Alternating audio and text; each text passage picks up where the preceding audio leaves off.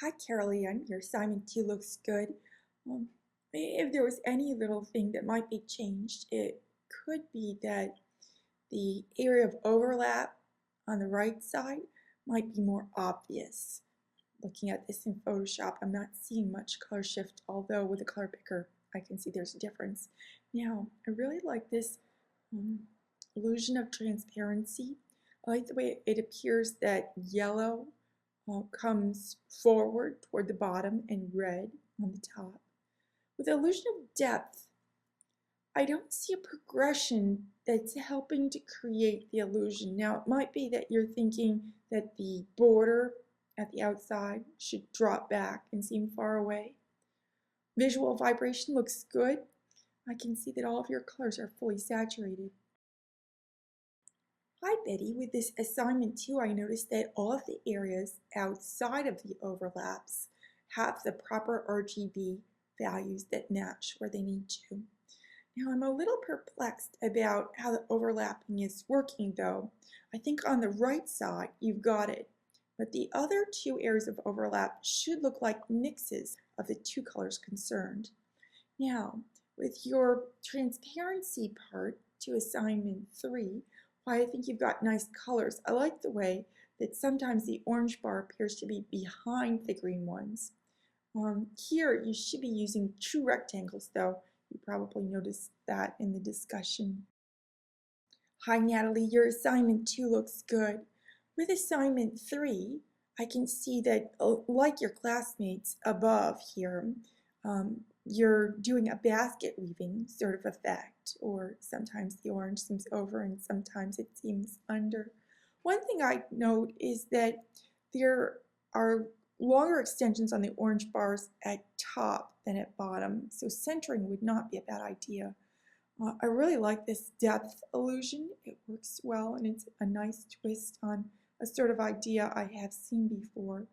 With your vibration, I would say that the blue should be more saturated and the values could be more similar. Blueford, all of your areas outside of the overlaps match where they need to. And I want to take a look at those overlaps. I think the one on right looks good.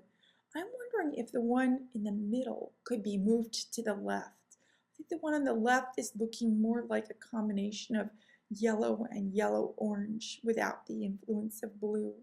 And then, of course, if you move the one in the middle to the left, you could put a color that was somewhere between the one on the left and the one on the right in the middle. Well, hi Mike, this is a really successful solution to assignment 2. It's almost monochrome. Hi Glennis, while your assignment 2 is subtle, I think it is pretty good. Now, transparency with assignment 3 must be just below assignment 2 there. And that looks okay.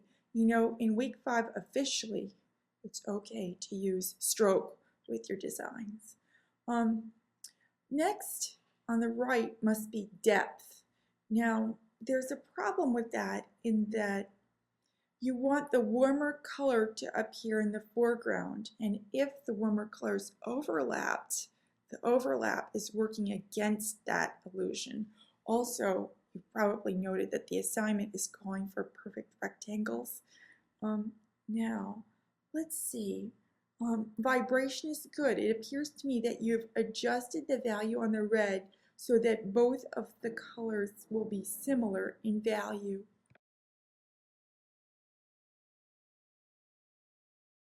Hi Tamara, I think your assignment 2 looks pretty good with the exception that the template appears to be falling apart. So when that happens, just use your colors in a new copy of the template. I like this transparency design. It's kind of simple and a little bit quirky. Now below that is the depth design in greens. Here we have some problems, not unlike what Glennis is meeting with. First of all, smaller shapes appear to be to the rear, and overlapped shapes appear to be to the rear. These aren't even color theory ideas, but they are working against your illusion here. Another matter is that the green is saturated, so it should seem in the foreground, and in fact it does. However, I'm wondering is that gray lighter than the green? Because lighter colors also advance. So you've got some competing things going on here. Lastly, your vibration design looks okay, with the exception that the colors are not the same in value. Hi Marissa, this assignment 2 looks good. I was wondering though, might it be better if you swapped the areas of overlap in the middle and on the right?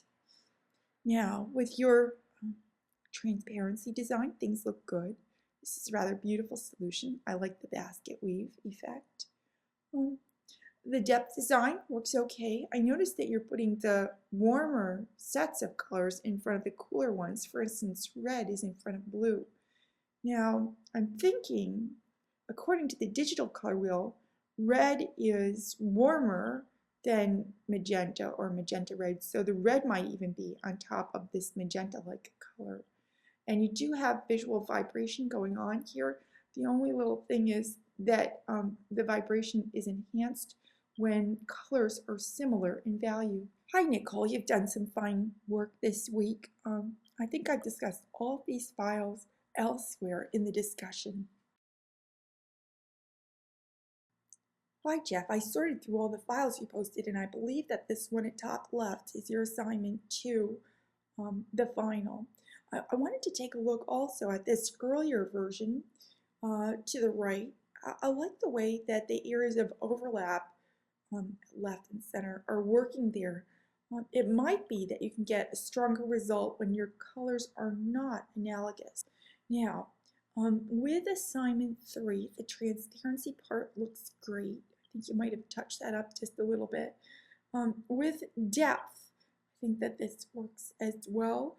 I like the inclusion of the more neutral or muted tone for the backdrop. And I would suggest that it might be useful to crop that from the bottom. I don't think you need the background to show at the bottom.